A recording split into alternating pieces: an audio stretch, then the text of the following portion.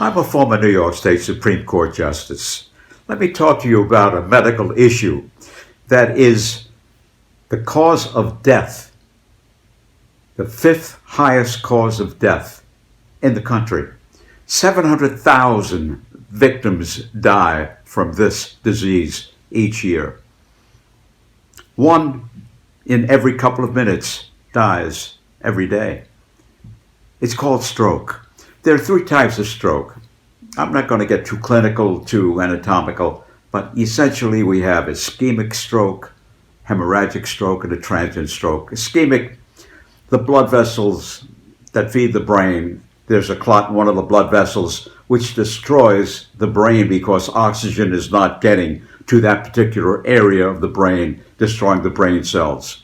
Very significant, very serious.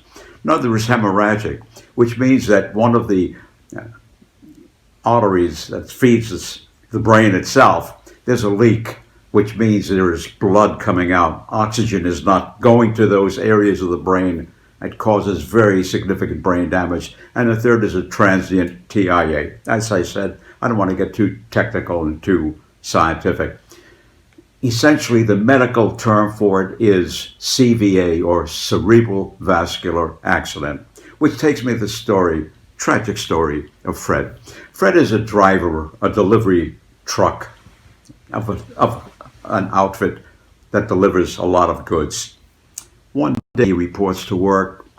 He has a violent headache and very significant pain in the back of his neck. There's people around him are very concerned. They call 911. An ambulance arrives. They take him to the nearest hospital.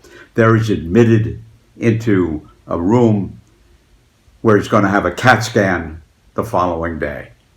During the night, a nurse comes in. Fred is unconscious, and he dies that night. Well, the point is, he had all of the symptoms of a stroke of some kind, either ischemic or hemorrhagic, and they just did not attend to him as quickly as they should have. This was a medical emergency, and instead they were going to wait until the next day to give him some kind of CAT scan or other kinds of tests. Well, he died, leaving a wife and two children.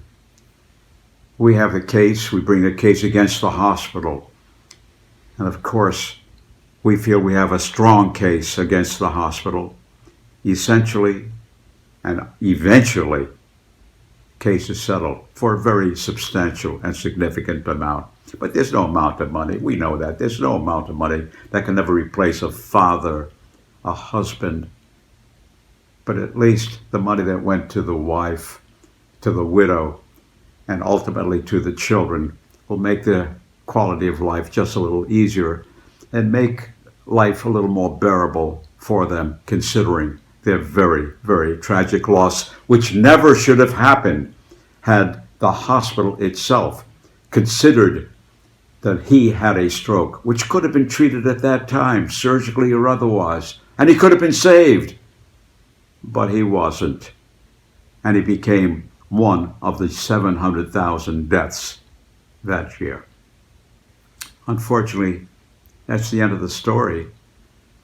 And until we meet again, this is the storyteller telling you to please stay safe and keep out of danger.